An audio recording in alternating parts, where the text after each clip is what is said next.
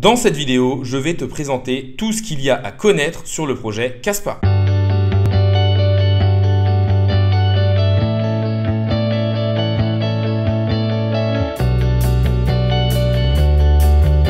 Salut à tous, c'est Inspecteur Crypto, bienvenue dans la vidéo du jour où je vais vous parler d'un nouveau projet.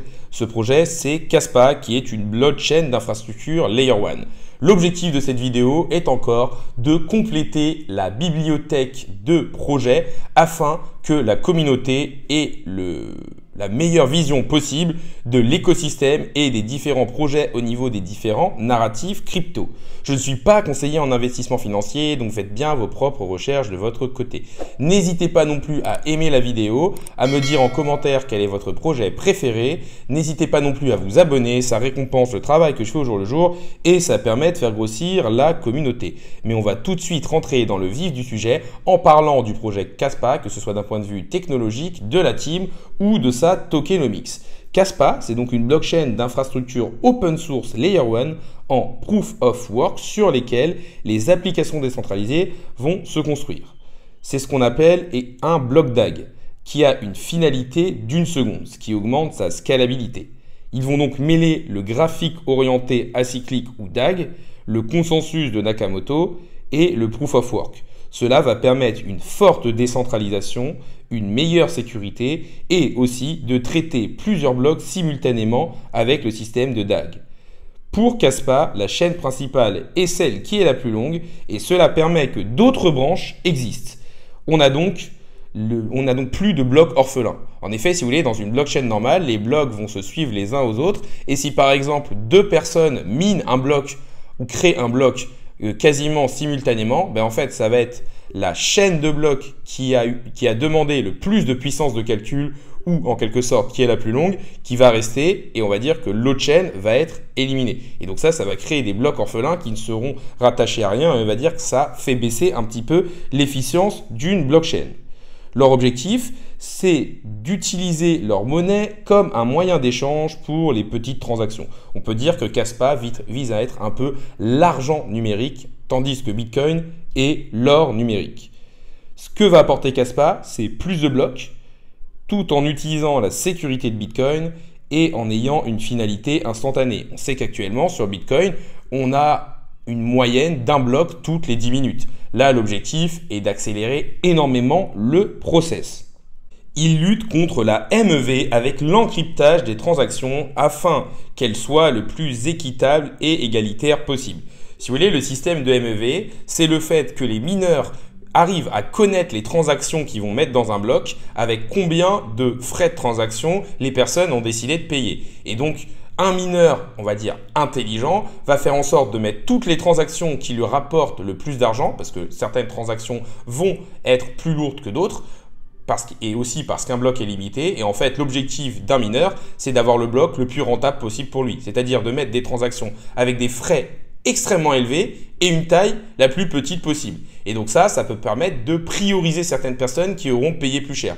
Là, avec Kaspa, la technologie empêche ça parce que les mineurs ne connaîtront pas les frais qui vont être payés pour chacun des blocs. Son consensus s'appelle le Ghost DAG et s'appuie sur les blocs DAG, où les nœuds vont être considérés comme des blocs et où les blocs peuvent être reliés à plusieurs blocs. Il cherche donc en quelque sorte à résoudre le fameux trident de la blockchain en étant décentralisé et sécurisé grâce au Proof of Work et au consensus de Nakamoto et en utilisant le système de graphe orienté acyclique pour une meilleure finalité et plus de scalabilité. Leur gros point négatif, c'est que pour l'instant, ils n'ont que très peu d'adoption.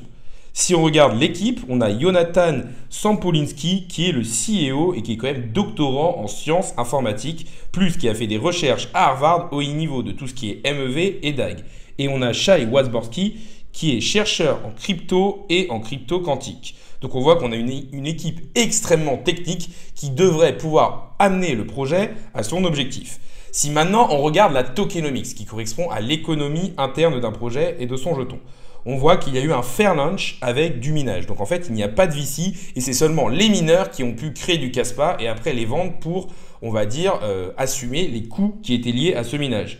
Le jeton est un jeton utilitaire qui sert à payer les frais de transaction et et qui sert aussi sur la gouvernance. Et il y a le système de halving qui va diviser la récompense des mineurs et donc permettre de réduire l'inflation et d'arriver au nombre maximal de jetons Kaspa.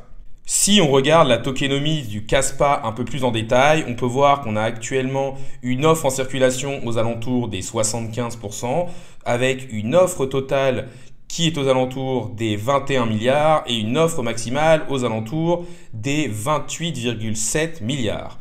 Donc, comme pour le Bitcoin, on a un système de halving, on voit que le lancement a été fait en fair launch et donc qu'il n'y a pas de VC.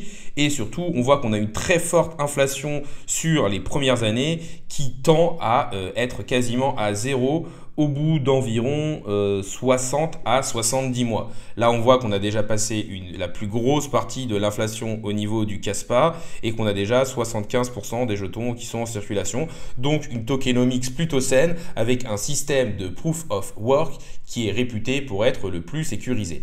On arrive sur la fin de la vidéo, donc déjà, n'hésitez pas à liker, à me dire en commentaire quel est votre projet préféré. N'hésitez pas non plus à vous abonner, ça récompense le travail que je fais au jour le jour et ça permet de faire grossir la communauté. Pour résumer, on a un projet qui a une technologie intéressante mais qui pour l'instant n'est que très peu adoptée avec une tokenomics plutôt qualitative. La vidéo du jour est maintenant finie, salut à tous et à la prochaine.